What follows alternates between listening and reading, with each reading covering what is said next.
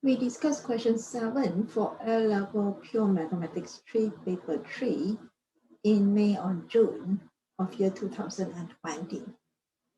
Given the function fx equals cos x over 1 plus sine x, we need to show that f prime x is negative for x in the interval from negative pi over 2 to 3 pi over 2. To show that f prime x is negative, first we must find f prime x. Now, since fx is a ratio, so the numerator, you have u over v here. Then we need to use the quotient rule for differentiation. So we have v du dx.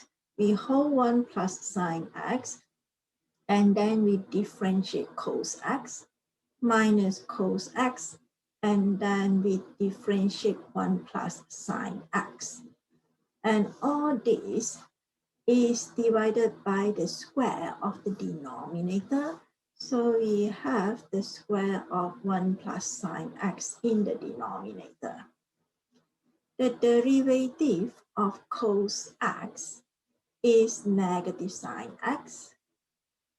And also the derivative of 1 plus sine x, that is cos x.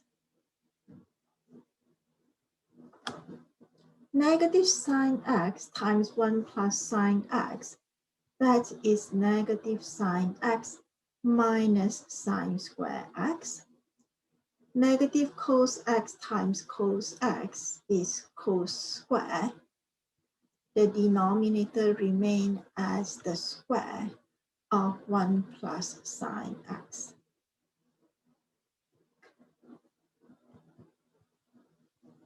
Now we can factor out a negative. Look at the second and third term. When you factor out a negative, you have sine square x plus cos square x.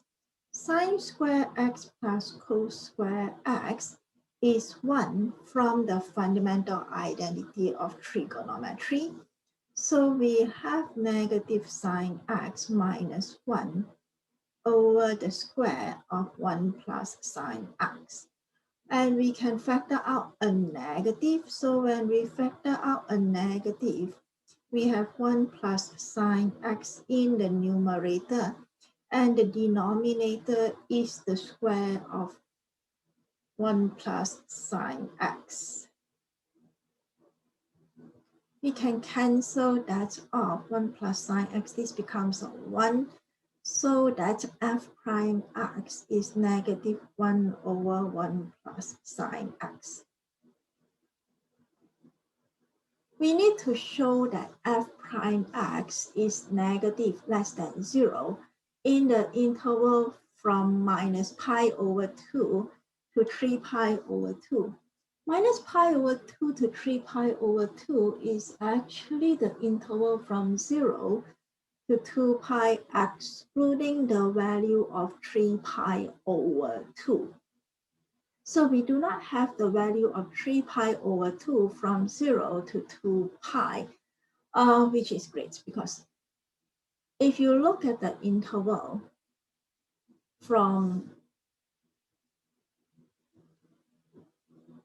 minus pi over 2 to 3 pi over 2, sine x here on this interval is greater than negative 1 and less than or equals 1.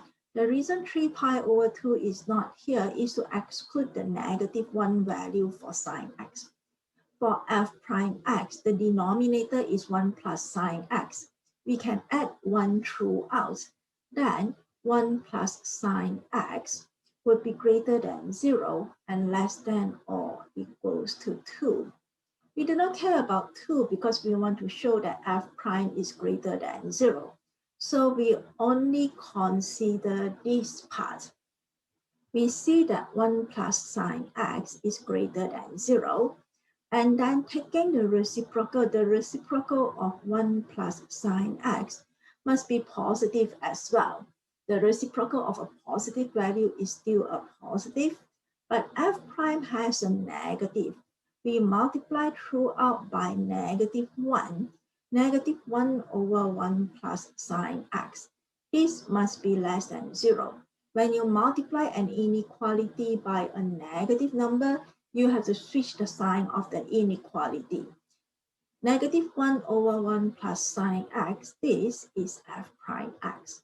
So from here, you are shown that f prime x is less than 0 for x on the interval from -pi/2 to 3pi/2. Part B, we need to evaluate the definite integral of fx from pi/6 through pi/2. So integrating fx from pi/6 to pi/2, fx is cos x over 1 plus sine x. If you look at the integrand, the only way to integrate this is by using a u substitution. You let u equals 1 plus sine x. Then du dx is cos x. In differential form, du is cos x dx. You change cos x dx is du, then we have 1 over u du. Since we change the variable from x to u, you have to change the limits of integration as well. When x is pi/6, u is 1 plus sine of pi/6. That is 1 plus 1/2, which is 3/2. The lower limit is 3/2. And when x is pi/2, which is the upper limit of the definite integral, u is 1 plus sine of pi/2, which is 1 plus 1. The upper limit is 2. The integral of 1 over u is ln of modulus of u from 3/2 to 2. Since these values are positive, we can just disregard the modulus sign. We have ln 2 minus ln of 3/2. The answer must be in simplified exact form, so we have to combine these two. Now, from the quotient law of logarithm, ln a minus ln b, that is ln of a over b. Ln 2 minus ln 3/2 is ln of 2 divided by 3/2. That is ln of 4/3. And that would be the answer for the definite integral.